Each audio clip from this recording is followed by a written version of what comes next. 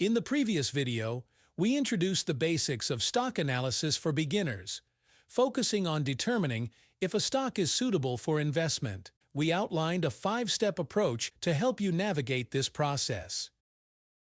Today, we're advancing to Phase 2 of our analysis. Now that we've identified a stock as a potential investment, the next step is to analyze if the price aligns.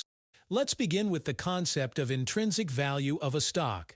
Intrinsic value refers to the true value of a stock, based on its underlying fundamentals, such as earnings, dividends, and growth prospects. While there's no perfect method, investors employ various techniques. Some popular methods include discounted cash flow, dividend discount, and financial indicator analysis. It's worth noting that most investors incorporate a factor of safety into these techniques. A factor of safety acts as a cushion against unforeseen risks and uncertainties. Let's understand the interplay between a stock's intrinsic value and its market price. The market price of a stock fluctuates from one trading session to another, driven by factors such as market sentiment, economic indicators, and company-specific news. In contrast, the intrinsic value moves at a much slower pace and is primarily driven by changes in underlying fundamentals. For example, if a company reports earnings that are significantly different from expectations, this basically indicates that investors may perceive the stock differently. When the market price may lag behind the intrinsic value, this indicates an undervalued condition. Conversely, when the market price surpasses the intrinsic value, it suggests an overvalued scenario. The term value investing refers to an investment strategy where investors base their trading decisions on intrinsic value indicators. Therefore, intrinsic value serves as a reference point for investors, driven by fundamental drivers and independent of market factors like supply-demand dynamics or trading sentiment. Now that we know a stock's intrinsic value, let's take a brief look at macro-level price trends. But first, let's revisit the concept of bullish and bearish markets. A bull market signifies favorable economic conditions and positive sentiment leading to upward price movement. Conversely, a bearish market indicates a downward price trend. It's important to remember that price movements and technical trends behave differently in bullish and bearish markets.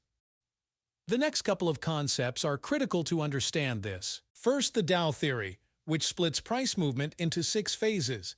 Imagine an unknown stock that's moving sideways.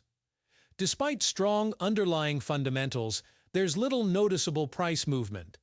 However, investors are starting to take notice and gradually invest in the stock. This is known as accumulation phase, which typically involves smart money inflow, characterized by consistent low-volume buying to avoid rapid price increases. Eventually, the price breaks into an upward movement, marking the markup phase. Retail investors are now joining the flow, driving the price higher rapidly, often leading to overvaluation. This leads to the distribution phase, where early investors begin profit-taking. The selling isn't noticeable to retail investors, and volumes are not rapid enough to jeopardize institutional investors' trades. This culminates in the markdown phase, signaling the departure of smart money from the stock, precipitating a downward trend.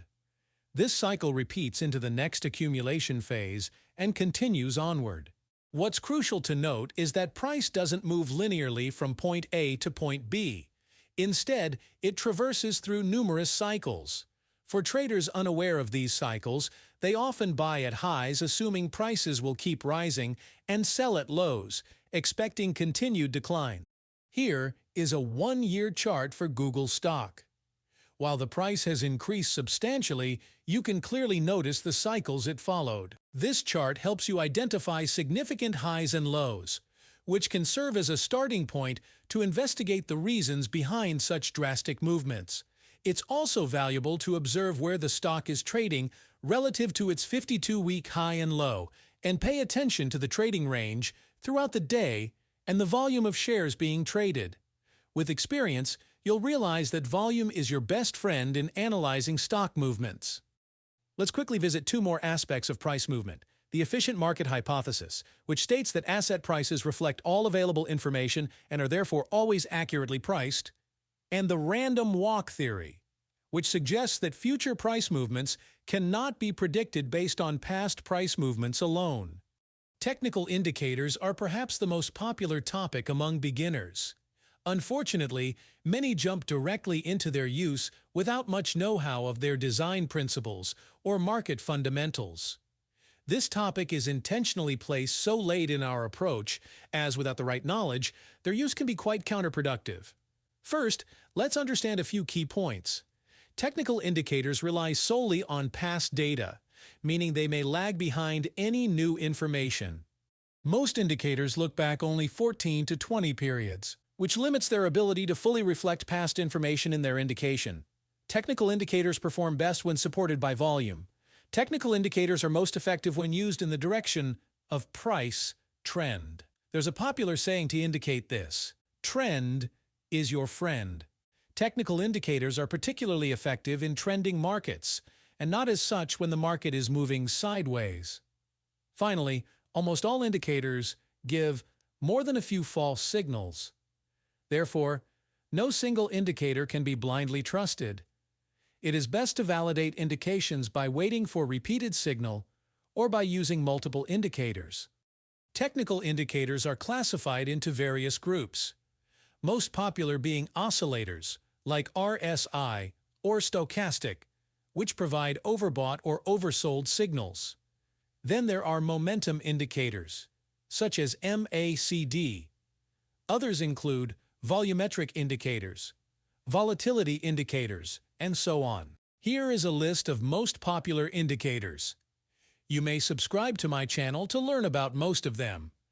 Now, let's set up our trading screen with a few of them to see how they can be valuable for us. The most important prerequisite is to change the line chart to a candle chart. There is also a variation of this chart called the Heikin-Ashi chart.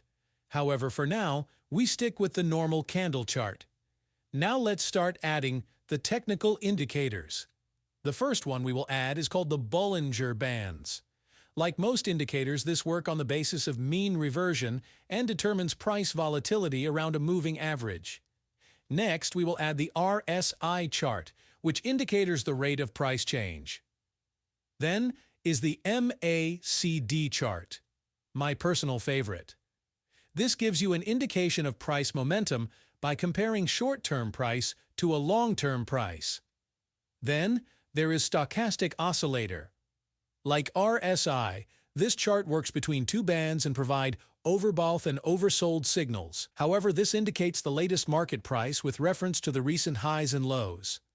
Together, these indicators provide a mix of dimensions, which can be helpful in making decisions. Finally, I also like to add a long-term moving average to indicate if the current price is trending higher or lower to the long-term trend. This is to overcome the shortcoming of most indicators, which provide indications based on recent short-term data only. Each indicator provides a different perspective. Bollinger Bands tracks price volatility, whereas RSI indicates momentum based on price movement. MACD compares short-term price change to long-term, while stochastic compares current price to recent high-lows. And finally, a 200-period moving average allows us to anchor into longer-term trend.